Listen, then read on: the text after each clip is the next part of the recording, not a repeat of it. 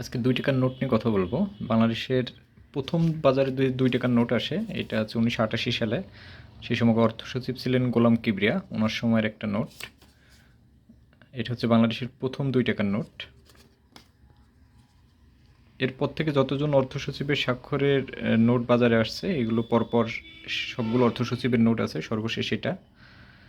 এবং আমার সংগ্রহে প্রথম নোটটা বাদে বাকি যেসব নোট আছে সবগুলোই কিন্তু লাস্টের ডিজিট ১।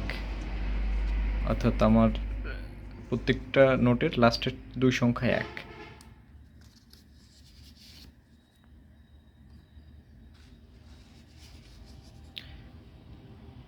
দু সালে রাশিয়া ভিত্তিক একটা অনলাইন জরিপে পৃথিবীর শ্রেষ্ঠ কাগজের নোটের স্বীকৃতি অর্জন করে হচ্ছে বাংলাদেশের ২ টাকার নোট।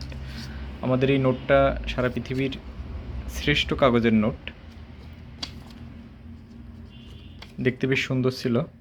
পরবর্তীতে এই নোটগুলো চেঞ্জ হয়ে যায়। এই যে পরবর্তীতে একই অর্থ সচিবের দেখেন, পরবর্তীতে চেঞ্জ আসে। ২০১২ সালে বঙ্গবন্ধুর ছবি দিয়ে নতুন নোট আসে।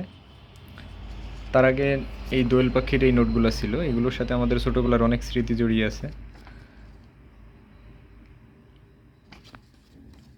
২ টাকার নোট কিন্তু প্রতি বছরই বাজারে আসে, কিন্তু বাজারে খুব একটা দেখা যায় না। এর কারণ হচ্ছে ২ টাকার নোট বিদেশে আসলে পাচার হয়ে যায়। এই নোটগুলো খুব সস্তা, আর বিদেশে এই নোটগুলো দিয়ে যারা নেশা করে তারা এগুলো ব্যবহার করে। এগুলো হিরোইন কিংবা অন্যান্য মাদকদ্রব্য নেশা করার জন্য এই নোটগুলো ব্যবহার করে তারা। এই জন্য প্রতি বছর অনেক নোট বিদেশে পাচার হয়ে যায়।